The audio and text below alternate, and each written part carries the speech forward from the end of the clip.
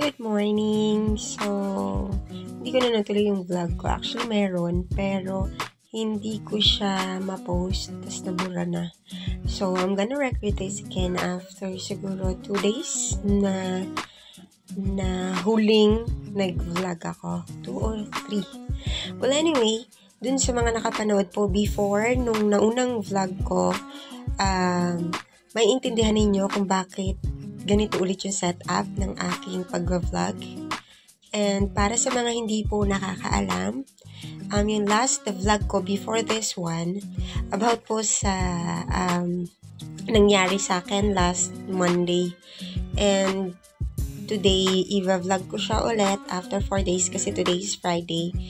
Para ma-explain sa inyo yung naging cost nung trauma. So, unahin natin dun sa first pregnancy ko. Nanganak po ako 37 weeks. 38 weeks. Mas matagal siya. And suhi po kasi siya, kaya po ako ay cesarean. And since cesarean po ako, mahal pong manganak kasi sa Makati. So, kinausap ko yung pinsan ko from Bulacan na isang pedya na magkano doon, around ganito, ganire, and nakilala ko yung isang OB. And that was, I think, manganganak na ako, almost there. Siguro 8 months nangyari yun. Tapos nagpa-check up ako, dala ko lahat ng mga records ko.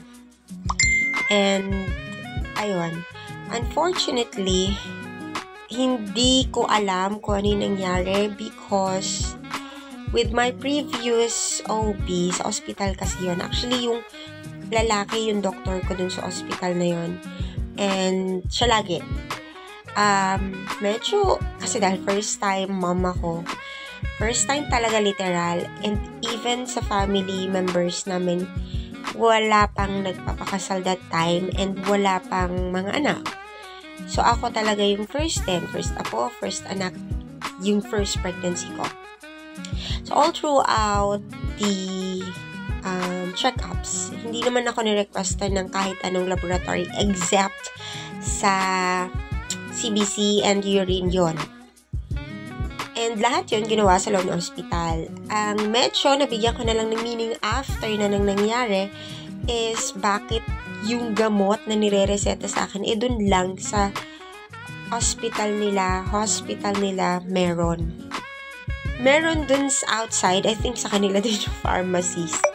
Yung pharmacy na malapit dun, walking distance. Actually, hospital na yun, malapit sa bahay namin. Pwede ko lakarin or 1 tricycle away, hindi talaga siya malayo. So, ang naging, wala ko idea. And then, during nung mga 8 months na siguro ko, one time lang ata, hindi ko na masyado maalala lahat, pero na-check up ako nung bagong OB. Dahil nga, mahal. So, nung na-check up niya ako, tinanong niya ako ng mga laboratory, sabi ko, ito lang po. So, parang nagulat siya. So, wala na magagawa. Kasi, yung ibang mga laboratory like congenital anomaly scan, yung ibang laboratory like OGGT o OGTT.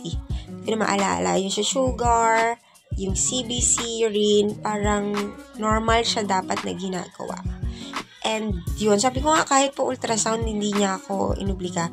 Nagtanong pa nga po ako kung pwede ako magpa-ultrasound. At sabi lang sa akin, kung para lang sa gender, wala naman daw problema.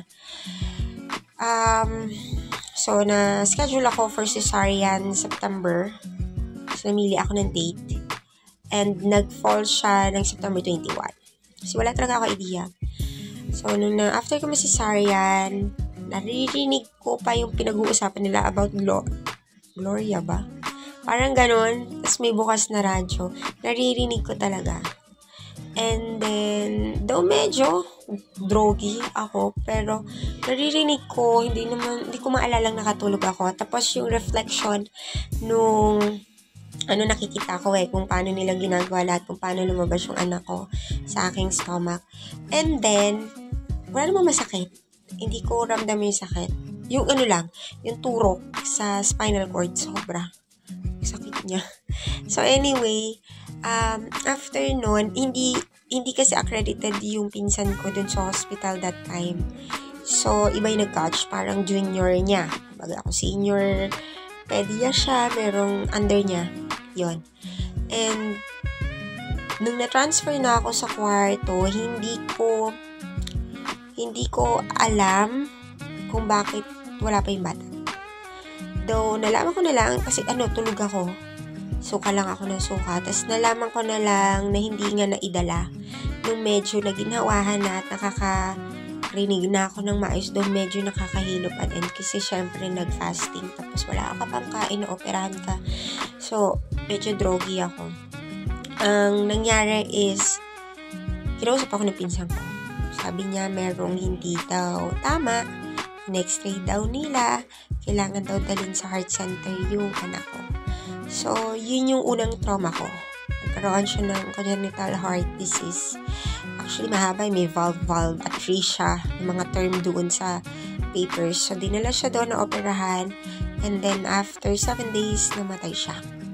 So, that is what happened with my first pregnancy. Kompleto ako ng buwan na ipanganak ko siya. Meron lang something barado sa kanyang heart. And sure, naging successful yung operation. Wala pa siyang 1 day na operahan na. At nag-stay siya doon. Tumaas ang bill namin. At hindi siya choke kasi nakakadagdag stress kasi hindi ako makapagbigay ng gatas. Wala talaga may lumalabas sa akin pero wala isang guhit. Siguro dahil na rin sa stress, bumili pa ako malunggay capsule. Kumain ako ng malunggay. Puro malunggay ako. Sabaw. Siguro dahil na nga sa stress. Tapos yung bayarin pa.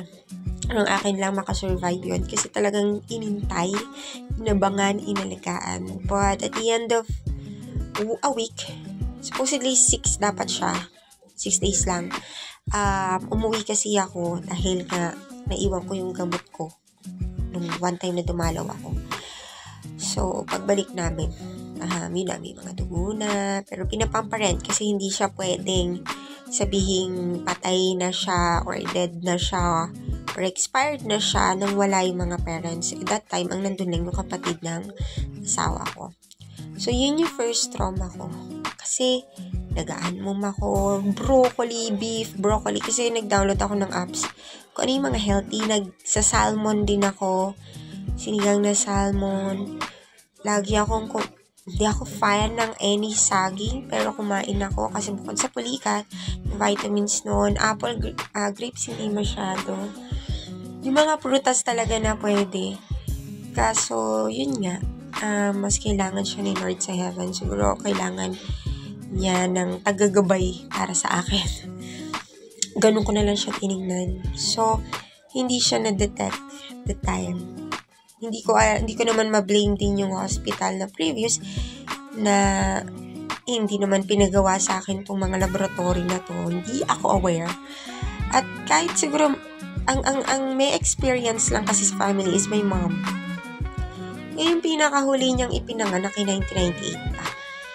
Baka wala pang CAS noon o baka wala pang ultrasound that time. Not sure. Pero, yun nga, hindi ganun yung mga ideas na meron ako.